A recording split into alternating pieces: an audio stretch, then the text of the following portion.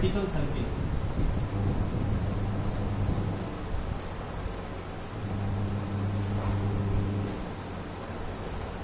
Vertical circle का क्या मतलब है? तुमने देखा होगा कभी हम कैसे घुमाते हैं, मान लो कोई ये ले लिया तार और उस पर मास बांध लिया, है ना। एक कंडीशन तो ये है कि हम उसको ऐसे घुमा रहे हैं, है ना, ये तो हॉरिजॉन्टल सर्किट है, ठीक है। और एक कंडीशन ऐसे है कि हम इसको ऐसे घुमा रहे हैं, ये वर्टिकल सर्किट है। अब इम्पोर्टेंट बात ये है इसमें कि तुम्हें पूरा सर्किल पूरा करना। समझो, मान लो हमारे पास ये हो गया बेटे तार, ये मास, ठीक। तुमने हल्का सा राइट करा इसे, तो ये कहां तक पहुंचा? यहाँ। बात आ रही समझ में? इस समय ये यहाँ है, इसके या ऐसे पूरा तार भी बना देते हैं, ये होगा। इस पे तार पे क्या लग रही होगी? इसमें टेंशन। यहाँ भी लग रही होगी टेंशन, समझ रही? सबसे पहले हमें इस टेंशन की इक्वेशन बनानी है। मान लो इस तार की जो लंबाई है वो r है। r इसलिए मान रहा क्योंकि पूरा सर्किल बनाना ताकि इसकी रेडियस बन जाए, ठीक है ना। ये r होगी बेटे। तो यहाँ अगर मैं इसको मिलाता हूँ, ये एंगल अगर हमने क्या माना? थीटा।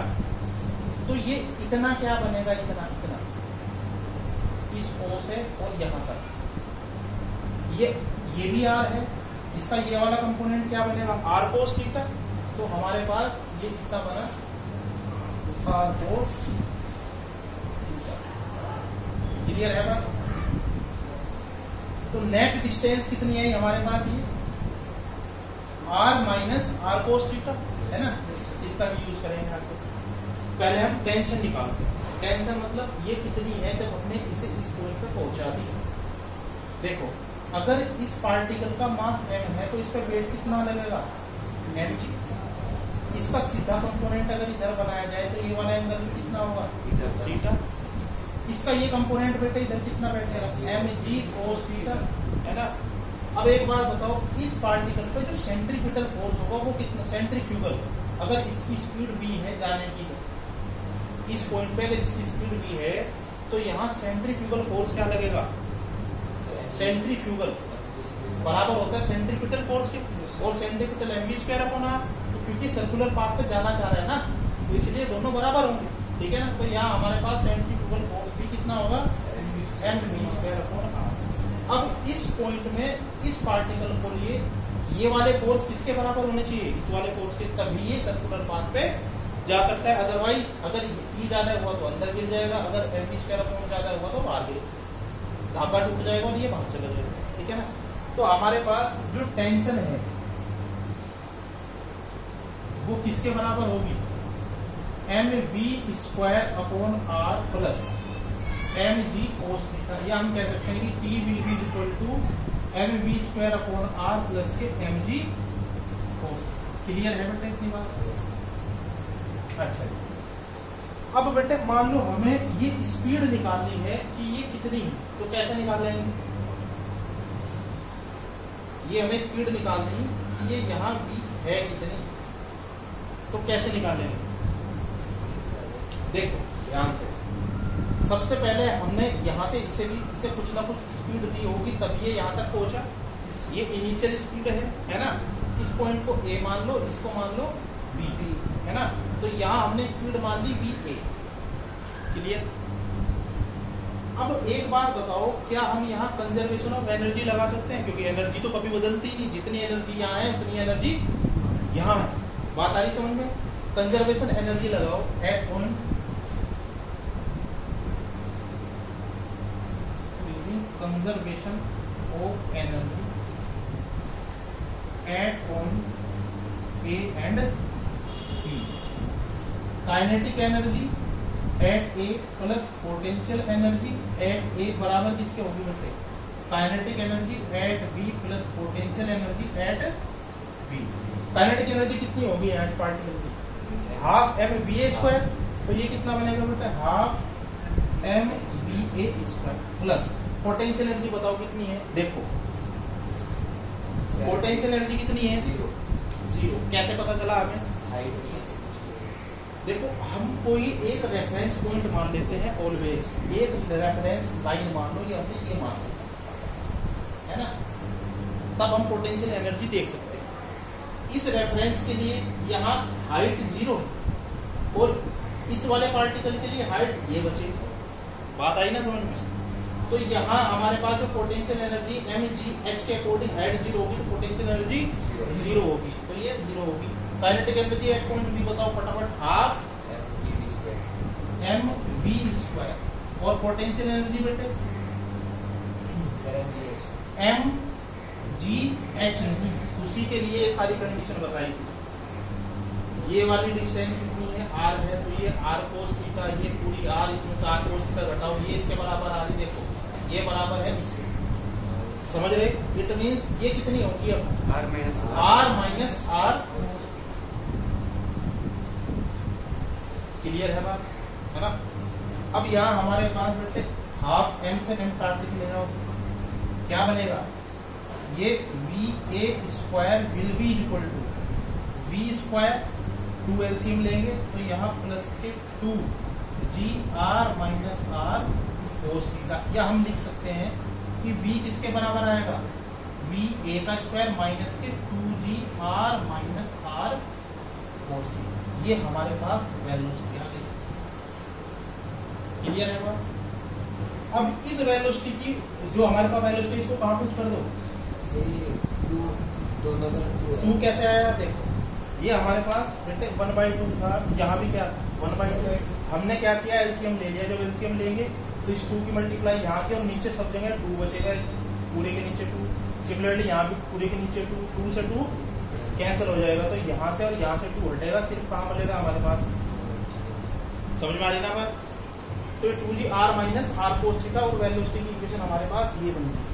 अब इसको पुट कर दो बेटे टेंशन वाली इक्वेशन में, तो पहले यहाँ लिख लो, टेंशन कितना बनेगा बेटे, T will be equal to m/r और v² मतलब va² माइनस के 2gr minus r cos theta और प्लस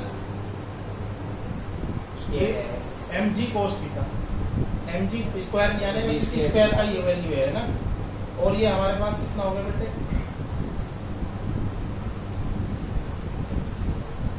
ये हो गया, और प्लस के mg cos। अब इसे थोड़ा और सोल्व करो, E will be equal to m/r। अब यहाँ ये अगर मैं मल्टीप्लाई करूँ तो अंदर va² बनेगा इसका, है ना, और माइनस के m/r 2gr minus r cos theta और प्लस mg cos थीटा। यहाँ क्या बनेगा, m/r va²। यहाँ देखो r से r कटेगा तो यहाँ क्या बनेगा बेटे, माइनस के 2mg। अब अंदर मल्टीप्लाई हुई, फिर r से r कटेगा बट माइनस माइनस प्लस, ये बनेगा अपने पास 2mg cos थीटा और प्लस के mg cos थीटा। तो फाइनली टेंशन की वैल्यू कितनी आएगी, mva²/r minus 2mg plus 3mg cos theta. Most important relation है। इस रिलेशन से आप ये बता सकते हो कहाँ हमारे पास टेंशन ज्यादा है, कहाँ टेंशन कम है और कहाँ टेंशन सबसे ज्यादा होगा। देखो अगर मैंने बेटे मान लो इसको घुमाया वर्टिकल पाथ पे, वर्टिकल सर्कुलर मोशन ऐसे घुमा दिया चारों से, क्लियर? एक पोजीशन तो ये है कि जब ये यहाँ है पार्ट ए पे, एक पोजीशन ये होगी जब ये 90 डिग्री के आसपास होगा और एक पोजीशन ये होगी जब सबसे ऊपर होगा। बात आ रही समझ में? अब इस वाली पोजीशन पे टेंशन कितना है, इसकी फटाफट फोटो लो, आगे बढ़ते हैं।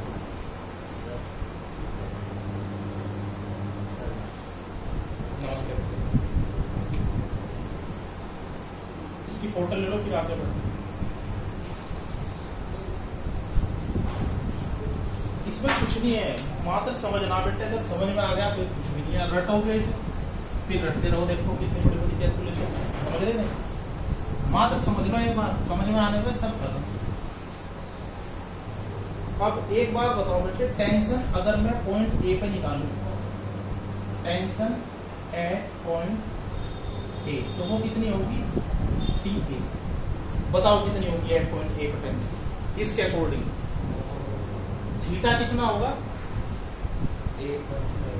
थीटा की वैल्यू कितनी हो जाएगी, ये तार यहाँ से ऐसे यहाँ जाएगा थीटा की वैल्यू 0 और cos थीटा की वैल्यू 0 तो 0 1 और ये 3mg और -2mg तो मतलब प्लस के mg बचेगा। तो ये हमारे पास कितना बचा? mva² upon r plus m। T भी बताओ फटाफट। टी बी का मतलब है टी ये पॉइंट मान लो कुछ भी सी और ये मान लो आप टी सी बताओ। साइन थीटा 90 cos 90 0 तो ये कितना बनेगा? mva² अपॉन r माइनस के 2mg और टी डी बताओ। 180 मतलब -1 ये बनेगा हमारे पास mva² अपॉन r माइनस के 2mg ये माइनस के 3mg हो ये बनेगा अपने पास माइनस के 3 और 2 5। अब कौन सा सबसे बड़ा है टेंशन? आया हुआ क्वेश्चन है ये, आया हुआ क्वेश्चन है बेटे, नीट या जेडब्ल्यू में आया हुआ क्वेश्चन है। तो हमारे पास टेंशन सबसे बड़ी किस टाइम है? और तुम इसे फील भी कर सकते हो। देखो अगर हमारे पास कोई पत्थर है हमने यहाँ बांध रखा है ना, इस समय सबसे ज्यादा खिंचाव होगा डोरी से। जब आप इसे घुमाओगे तो ये यहाँ पहुंचेगा, खिंचाव कम होता चला जाएगा। और तुमने देखा होगा जहां भी टेंशन बहुत ज्यादा कम होगी, वो कंडीशन भी बताऊंगा कब होगा, तो जो स्ट्रिंग है वो स्लैग कर जाएगा, ठीक है ना, फिर वापस नीचे। और मान लो अगर आपने घुमाया तो कई बार आधे सर्किल तक जाता है, फिर वहां से फिर नीचे। पूरा सर्किल घुमाने के लिए हमें इनिशियल वेलोसिटी कुछ ना कुछ देनी पड़ेगी, ठीक है ना।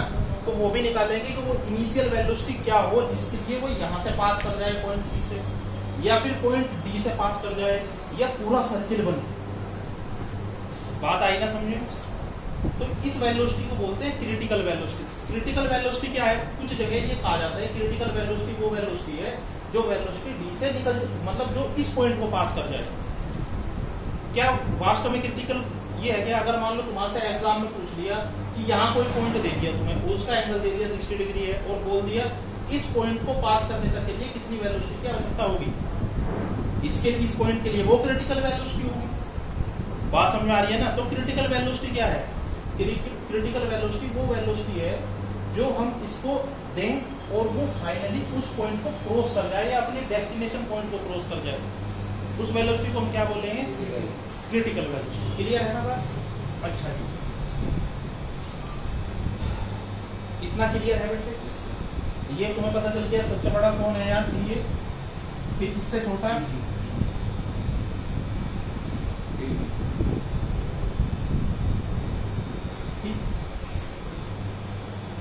अब हम ऐसी वेलोसिटी निकालना चाह रहे हैं जो इस पॉइंट को क्रॉस कर जाए, है ना, इस पॉइंट को क्रॉस कर जाए, ठीक है। या हम ऐसा भी कर सकते हैं, पहले वो वेलोसिटी निकाले जो इस पॉइंट को क्रॉस कर जाए। बताओ कौन सी निकाली जाए?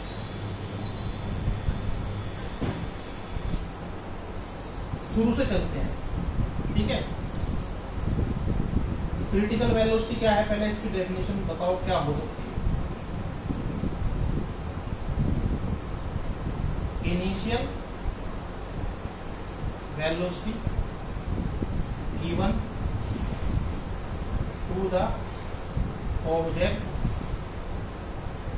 Initial velocity given to the object that it can reach up to its destination point. बात आई समझ में? मतलब जो मेन बात है वो ये है क्रिटिकल वेलोसिटी, कि वो वेलोसिटी जहां तक वो डेस्टिनेशन पॉइंट तक पहुंच जाएगा। वो डेस्टिनेशन पॉइंट चाहे तुम्हारा सी हो, चाहे तुम्हारा डी। क्लियर है ना बात? अच्छा है, तो कैसे निकालेंगे बेटे? पहले आप ये हो गया क्या, इसे साफ करते हैं, दोबारा बनाओ।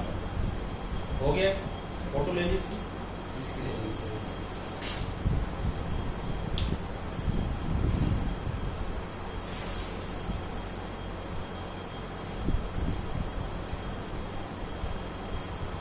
हो गया?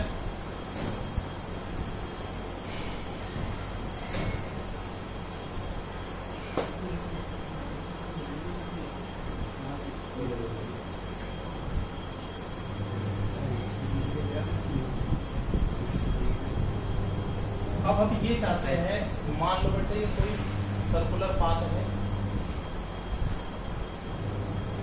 और इसका ये पॉइंट ए मान लो, ये हमारे पास ये क्या मान रखा था, ये ए और ये डी। और हम चाहते हैं कि वो जो हमारे पास पार्टिकल है वो सी तक पहुंचे। ठीक है, कहां तक पहुंचे, सी तक पहुंचे। मतलब इतना सर्किल पूरा होना चाहिए ए से सी तक, ए से सी तक। अच्छा जी, तो क्या करना चाहिए हमें, कंजर्वेशन ऑफ एनर्जी लगा दो। बहुत सिंपल मेथड है, कंजर्वेशन ऑफ एनर्जी लगा दो सीधा। ठीक है, रेफरेंस पॉइंट इसे मानना चाहिए, इसे मानना चाहिए। चाहे इसे मान लो उससे भी रिजल्ट दिया जाएगा, चाहे इसे मान लो उससे भी रिजल्ट दिया जाएगा। नीचे वाले को मान लेते हैं क्योंकि पहले भी इसे मानना हो, कंफ्यूजन ना हो। अब बेटे यहां अगर हम ध्यान से देखें तो kinetic energy by conservation of energy at point A and B. Kinetic energy at point A plus potential energy at point A is equal to kinetic energy at point B plus potential energy at point B. अब बेटे हम वो velocity निकालना चाहते हैं initial, ये कहां तक पहुंचे। तो ये हमने वेलोसिटी कितनी मान ली, वी ए।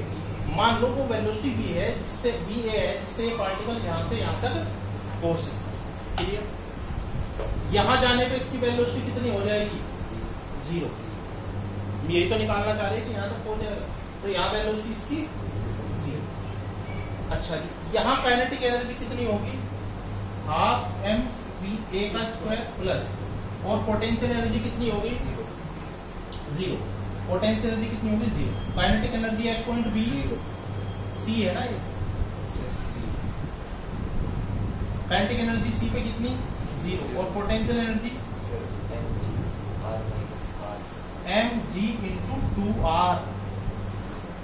इस बार ये वाली हाइट आएगी ना, तो ये कितना है, r है, 2r नहीं r, रेडियस के बाद। तो ये हमारे पास कितना बनेगा बेटे, वी ए का square will be equal to m से एम कैंसिल कर दो, this will be equal to 2 into g are.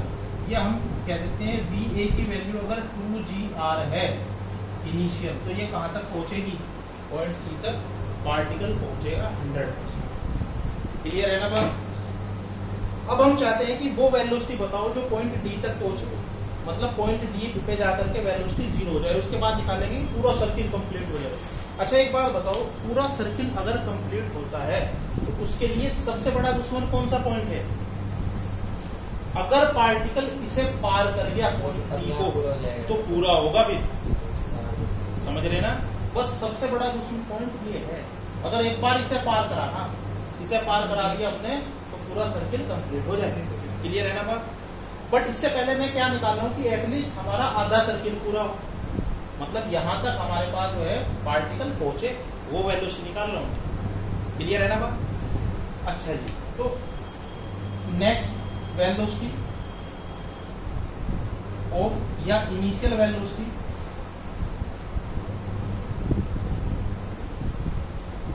Of object that it can be reached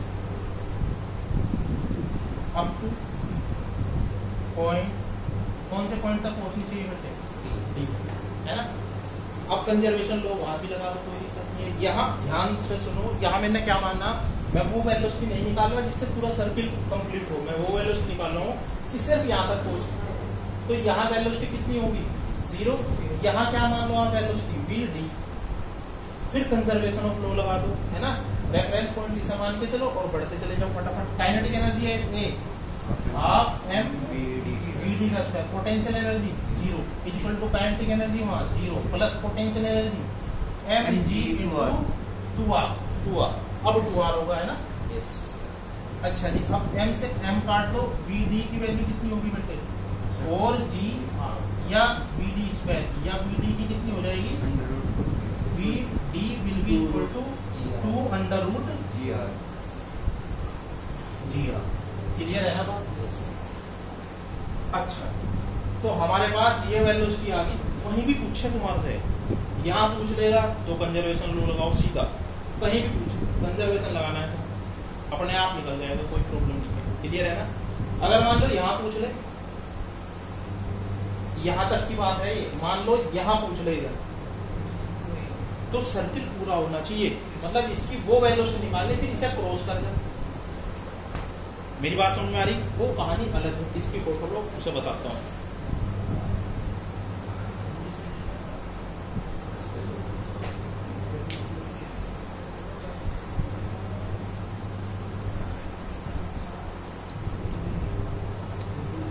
clear है बेटे? आप ध्यान से देखो, ध्यान से देखो, साफ कर दो इसको। हम क्या चाहते हैं कि पार्टिकल हमारा पॉइंट डी को क्रॉस कर जाए, तो इसके लिए हमने यहां कोई पॉइंट मान लो,